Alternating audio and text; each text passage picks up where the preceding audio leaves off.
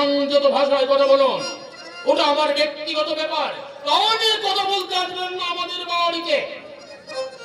ওর গল্প করতে আসিনি বাবাজি, টাকার তাগাদায় এসেছি। অজ্ঞান মাসের মধ্যে টাকা দেওয়া আমাদের পক্ষে সম্ভব নয়। আমি যেন জমি ধান ছেড়ে দেওয়া আমার পক্ষে সব টাকা তুমি এখানে আর এক মুহূর্ত আমার পক্ষে এখানে থাকা সম্ভব না। হয় আমাকে বাপের বাড়ি পাঠিয়ে দাও, না হয় অন্য কোথাও নিয়ে চলো। কেন, কি হয়েছে? আমার বাচ্চা হয়েছে, এখানে কি মানুষ বাস করতে পারে? তাহলে আমরা কি মানুষ নই বাবা? আর কিছু করুন, আপনার সঙ্গে কথা বলছি না। জানা নেই, শোনা নেই, মাঝখান থেকে ফোড়ন কেটে উঠলেন। আশ্চর্য, বর্তমান যুগে এমন জায়গাও আছে আমি কল্পনাই করতে পারিনি। তোমাকে যে কথা বললাম মনে থাকে যেন, এর একটা ফয়সালা না হওয়া পর্যন্ত আমি কিন্তু জবাব গ্রহণ করবো না। এই তোমার শিক্ষিত আধুনিকা স্ত্রী, দেখেও শান্তি। বিশাল টাকা, আমার কিছু টাকার দরকার। আপনি জমি কিনবার একটা খরচা দেখুন, জমি বিক্রি করে আমি আপনার সব টাকা শোধ করে দেবো। ভিটে বাড়ি বিক্রি করলেও তো তুমি আমার টাকা শোধ করতে পারবে না। কি বলছেন আপনি? বুঝার টাকা বুঝার মতো কোনো কথা তো আমি তোমাকে বলিনি বাবা, না বুঝার মতো কোনো কথা বলিনি। হ্যান্ডনোটের মেয়াদের কথাটা হয়তো নিশ্চয়ই তোমার ভালো লাগছে, আর তার সুদ তাও অনেক হয়েছে। তাহলে অগ্রহায়ণ মাসের মধ্যে ভাই আমার অর্থ দেখিয়ে দেওয়ার চেষ্টা করবে।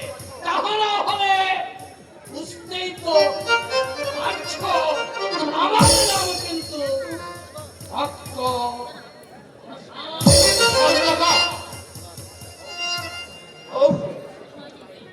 মানুষ এমন বিশ্বাসঘাতকতা করতে পারেন আমি স্বপ্নেও কল্পনা করিনি। অগ্রহায়ণ মাসের মধ্যে টাকা শোধ করতে না পারলে জমিতে আমাদের কোনো শর্ত থাকবে না। কি করে? সীমার বাইরে যেতে পারি সীমার বাইরে যেতে তুমি আমাকে বাধ্য করেছো। না, তোমাকে এখানে আগুনের মধ্যে ফেলে দেওয়া হয়নি, যার জন্য তুমি ছটপট ছটপট করে মরছ। আর মেয়েদের এত স্বেচ্ছাচারিত হওয়া ভালো নয়।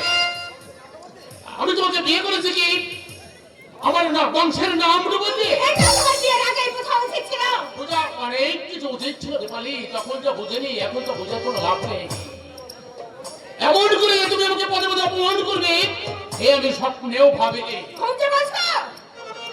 কোনোদিন কিছু বলবো না ভেবেছিলাম, কিন্তু এই দুদিনে তুমি আমার ধারণা পাল্টে দিয়েছো। এখন কি করতে চাও তুমি? তোমাকে নিয়ে আমি কলকাতায় যাব। এখানে রেখে আর লোক হাসাবো না। তুমি কলকাতায় গিয়ে শ্বশুরের গলপগুলো হয়ে থাকতে পারবো না। বেশ তো, আলাদা একটা বাড়ি ভাড়া করবে। বিয়ে করেছো, আইডিয়া পরীক্ষায় পড়িয়ে স্ত্রীকে তুমি সেইভাবে রাখবে।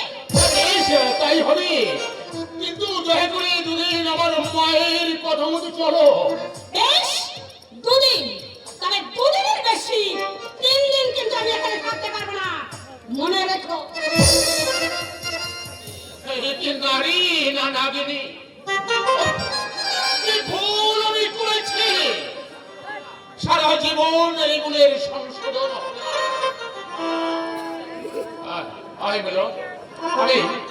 আমি তোর করে ভাবছিলাম রে ভাই, তোকে আমি কয়েকটা কথা বলবো, শুনে হয়তো দুঃখ করি, কিন্তু কিন্তু বিশ্বাস কর ভাই, স্বেচ্ছায় আঘাত আমি তোকে দিচ্ছি না।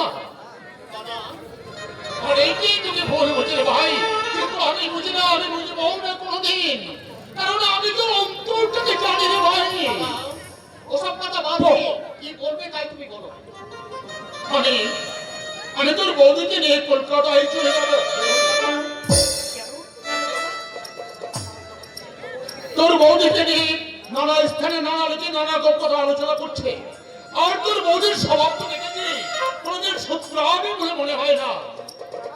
ওর কাছ থেকে তোর এখন আঘাত পেলে সে আঘাত যে আমার নামে করতে দেওয়া হবে রে ভাই।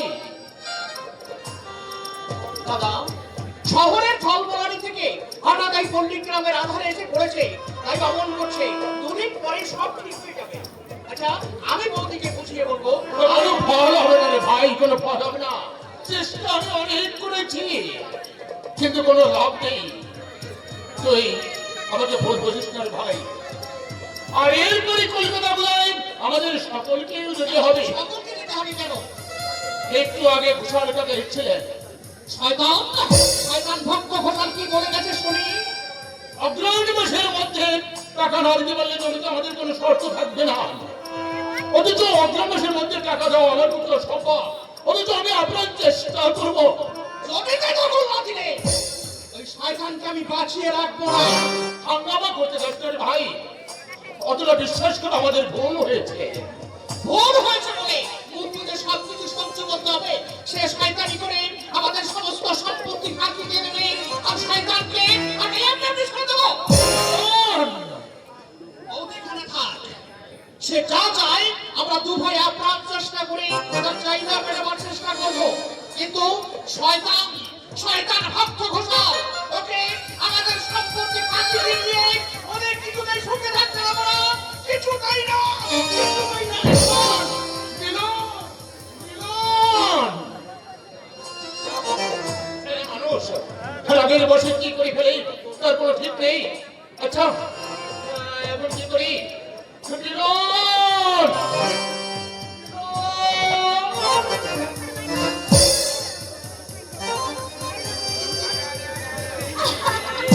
ডাকে ডাকে হামকো আম বাগান নিয়ে আসা হয় কেন? এবার তুমি যেতে পারতা হাই। কিন্তু কি ব্যাপার হয় হামকো এখানে আনার তোর কি উদ্দেশ্য হয়? একা একা আসতে বাবা নিষেধ করেছে তাই হাই। এমনি বেড়াতে গেলাম বুঝেছো? তব কিউ আমাকে তাড়িয়ে দিতে হয়? একা একা আসতে বাবা নিষেধ করেছে। এইবারে থোড়া থোড়া বুঝতে পারা হয়। এখন তুমি যাও দাদা। হ্যাঁ বাড়িতে হামকো থোড়া দরকার কি আছে। যাও তুমি এখন অন্য কোথাও ঘুরে এসো যাও। দেখ মালা তুমকো কুছ বলনা হয় পরে শুনবো দাদা, তোমার সব কথা আমি পরে শুনবো। লেকিন এখন তুমি যাও। লেকিন বহু দরকারি কথা হয়। এই শুনতে হয়, পরে শুনতে হয় পরে। এখন তুমি যাও দাদা। কিন্তু সেটা তোরই ব্যাপার মানে বাবা। বললাম তো বাড়িতে গিয়ে তোমার সব কথা আমি শুনবো। এখন তুমি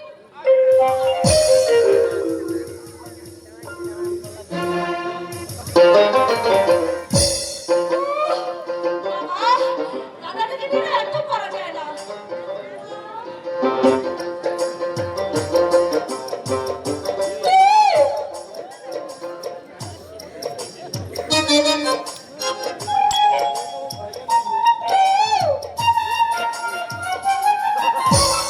কথা বলতেই তো এসেছি মশাই, কথা বলতে এসেছি। জানো বাবাকে আজ খুব ঠকিয়েছি। বাবা দাদার সেই বন্ধুর সঙ্গে গল্প করছিল। আমি বললাম আমি দাদাকে নিয়ে দাদার সঙ্গে বেড়াতে যাচ্ছি। তারপর বিপ্লবকে ডাকতে ডাকতে এখানে নিয়ে এসে দাঁড়িয়ে দিলে কেন? এই যে বাবা কি বললো জানো? জানি। কি জানো? বাবা বলল সম্পর্কেও তোমাদের সঙ্গে নিয়ে যাবে। হ্যাঁ আরো বললো মিলনের সঙ্গে বেশি মিলামেশা করো না বলো। এ মালাই এসে শালা আজও পাইনি। যাবে কি একেবারে শেকড় গেড়ে দিয়ে বসে আছে জানো? হ্যাঁ জানো লোকটা না ভারী অসভ্য। আমার থেকে পিটপিট করে তাকায় আর মিটমিট করে হাসে। ছলে ছুটে আমার গা ছোঁয়ার চেষ্টা করে। এই তো কাল বলা নেই কওয়া নেই হুট করে আমার ঘরে গিয়ে হাজির। দাদার বন্ধু তাই আমি কিচ্ছু বলিনি। অন্য কেউ হলে আমি দু কথা শুনিয়ে দিতাম। শোনানো উচিত ছিল বাবা, তোকে দু কথা শোনানো উচিত ছিল। শালা হারামজাদা কুচু কেচু পাখি ইঁদুর কোথাকার। আরে সবাই আরে না তোকে না ওই শালাকে শালা তো হারাম ভালো। এই ওর কথা বাদ দে। তাহলে কি কথা বলবো বলো? শুধু তোর আমার কথা। এই জগতে শুধু তুই আর আমি, আর কেউ না। কোথা থেকে শুরু করবো? সেই ছোটবেলা থেকে। ছোটবেলায় তুমি আর আমি বর বউ সাজতাম। দুজনে কত খেলা করেছি বর বউ সেজে। আরে সব হয়ে গেছে ওটা মা, যেটা হবে ওটা। তবে কি কথা বলবো? তুমি বলো। আর আমি তোর মতো গুছিয়ে বলতে পারি না। যা